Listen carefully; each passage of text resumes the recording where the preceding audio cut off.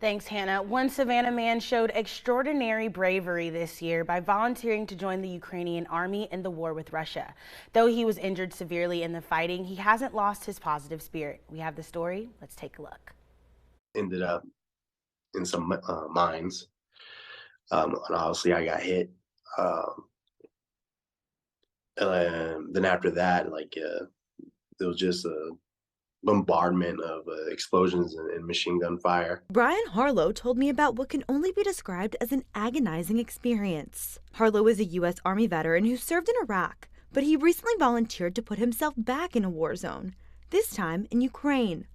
While in combat, he stepped on a landmine, and his right leg was injured beyond repair. When I thought I still had my leg, because I put on a tourniquet on my leg, the first one broke, but I thought I still saw my boot at the time. Yeah, I may have, but it turns out it was kind of gone the whole time. Harlow tells me that the journey to get him somewhere safe to receive medical treatment took hours, days, and then months. By the time we got to like the pickup truck where they threw me in the back of, I looked at my clock and it's been 7.5 hours past. And then of the incident after the incident happened.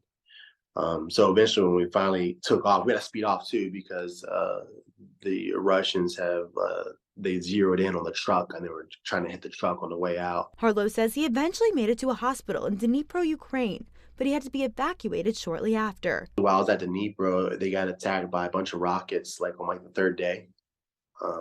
Then they ended up mobilizing me to Kyiv for a while,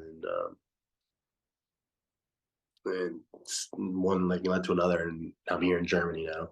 Once in Germany, Harlow was joined by his wife, and he also received some bittersweet news. Supposedly, the incident that I occurred ended up saving the whole team that I was with because, well, the area that we were going, some Ukrainians the next day occupied that area and went forward, and apparently me and the team that I was with were the only ones that survived that. Since then, the Army vet says it's been a long road to recovery, but that hasn't changed his positive outlook. In fact, even directly after what Ukrainian officials are describing as the biggest aerial barrage of the war, Harlow still says he wants to go back.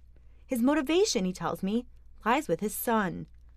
And I brought up the fact about like how they're charged with kidnapping with up to tens of thousands of children. And I was like, how do you feel about that, son? How would you feel if, I had an opportunity to go over there and help?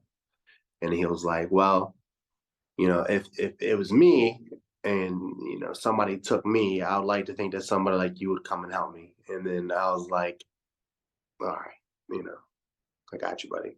Harlow says he'd like to get back stateside, telling me doctors say it'll take at least a year for him to recover and adjust to the prosthetic. I do want to keep working, but I just don't know to what extent. I really don't know what it holds for me in the next year. When he's ready, though, those that know and love him in the community say they can't wait to see him again. We told him that we do want to see him to come back and be able to come out and be here with us. Everyone misses him.